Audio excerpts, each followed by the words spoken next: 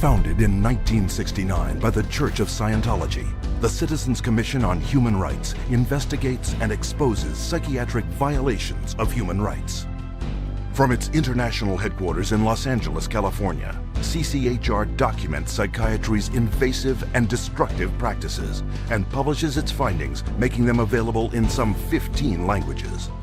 More than 12 million copies have been distributed to healthcare professionals, government officials, educators, and business leaders world over.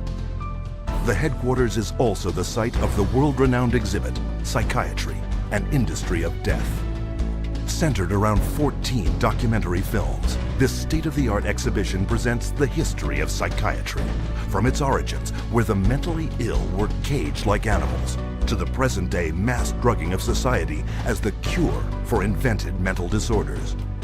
Traveling versions of the exhibit visit hundreds of cities across 5 continents, opening the way for hundreds of thousands to discover for themselves the dark truth behind psychiatry. What is today a global human rights movement began more than 30 years ago with a fight for the freedom of one individual, Victor Giori, forcibly committed to a Pennsylvania psychiatric hospital. He was interviewed by a psychiatrist who said, "I can't understand a word this man is saying. He's incoherent. Obviously a paranoid schizophrenic. Commit him," which they did. Now, he wasn't babbling incoherently, he was speaking Hungarian. We filed a lawsuit against the hospital. In the middle of the case, the doctor who was the head of the hospital stands up and he says, "We want nothing more to do with Victor Giori." The release of Victor Giori was the first of thousands of cases throughout the world, helped by CCHR. CCHR challenged involuntary commitment laws throughout the United States and internationally, and what we found was that people were being incarcerated without any legal rights. They had no right to an attorney. They could be drugged, shocked, lobotomized without their consent. Example, Australia 1977, where CCHR exposed a psychiatric practice called deep sleep treatment. Patients were being knocked unconscious with a cocktail of barbiturates and other psychiatric drugs, and they were being subjected to electroshock treatment daily, sometimes twice daily, without their knowledge. Deep sleep treatment had led to 48 deaths. It was CCHR that investigated it, exposed it, and fought for over a decade until deep sleep treatment was banned. In South Africa, CCHR exposed psychiatric camps where mental patients were kept and brutalized and then farmed out as slave labor. In Italy, CCHR worked with legislators and the media, conducting raids on psychiatric hospitals, the conditions of which were barbaric, and CCHR got them shut down.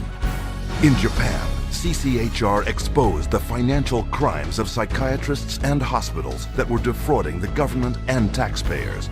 The guilty were tried and the hospitals put out of business. And in the United States, CCHR uncovered a billion-dollar fraud in the nation's largest chain of private mental health facilities. 600 federal agents conducted raids across 20 states.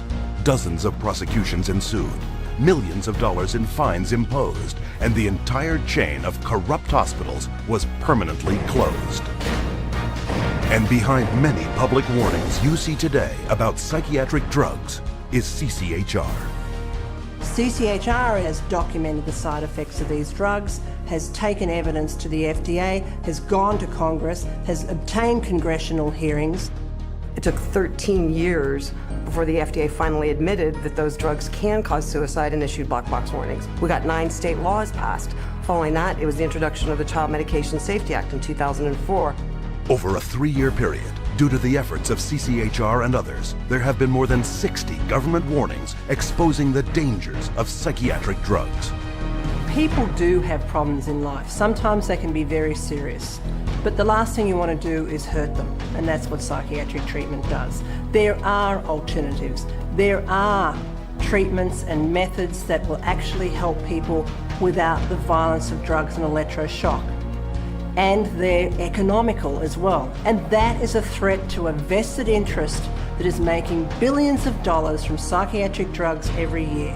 History has shown that virtually every workable treatment, every one that has been available for the seriously mentally disturbed, people who actually need help, has been suppressed or shut down by the vested interests of psychiatry and the pharmaceutical industry.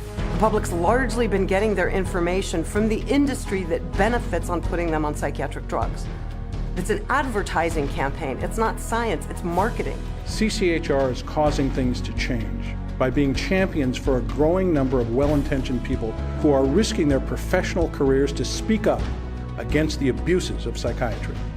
Having that support from a group like this has made a tremendous difference in what I feel personally that I've been able to accomplish. I think of CCHR as fellow soldiers. I'm unaware of any other organization that does the kind of work that CCHR does, particularly on the scope and the level that they do. CCHR has been very effective at moving the ball down the field.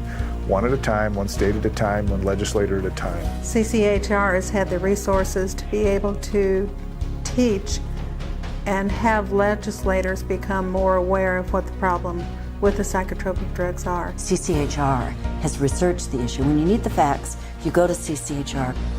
Today, CCHR has over 250 chapters in dozens of countries around the world. Wherever and whenever psychiatrists abuse human rights, CCHR takes its message to the streets.